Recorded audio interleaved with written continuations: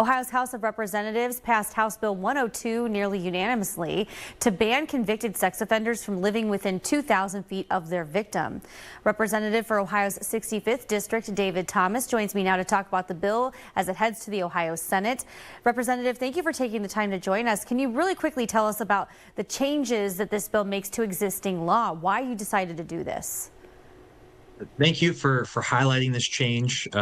Representatives Klopfenstein and Williams from Northwest Ohio had a horrible situation happen in their district where an individual had been an abuser, been convicted, went to jail, came back, and actually lived right next door to his victim.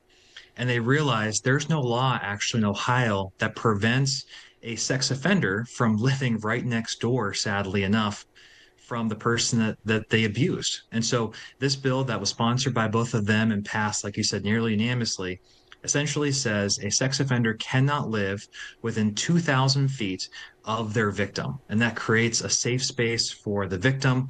And it's really something I think most folks in Ohio thought was law, but we never actually put in the Ohio Revised Code. Now, what are the current restrictions? Are there any right now for sex offenders on where they can live?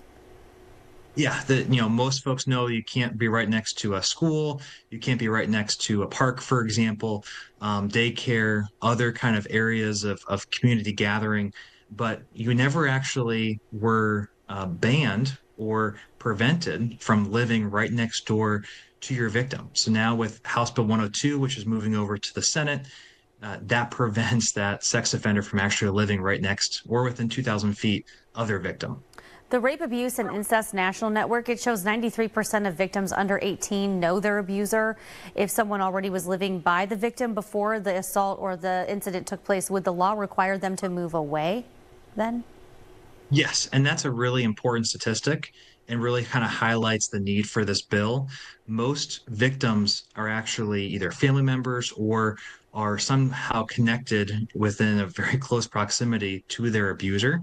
And this law would then essentially say, when the abuser goes to jail, they come back, they're going to have to move, or they cannot move them within that proximity.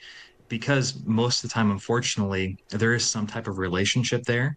So having that distance is all the more important.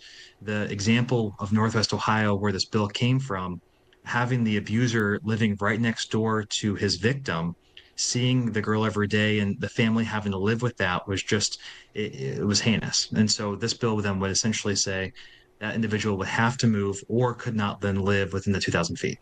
And there were two major concerns brought up by the two reps that voted no on the bill. The first one said that there's no protection for tenants, and the second that offenders may monitor their victims' whereabouts to avoid violations of the law. Do you feel like this is enough of an extra layer of protection? How do you feel about their concerns? I think their concerns are valid, but the base of the bill, the idea that someone shouldn't live within 2,000 feet of their victim, is something we all should be able to agree with, and I don't think they disagree with that.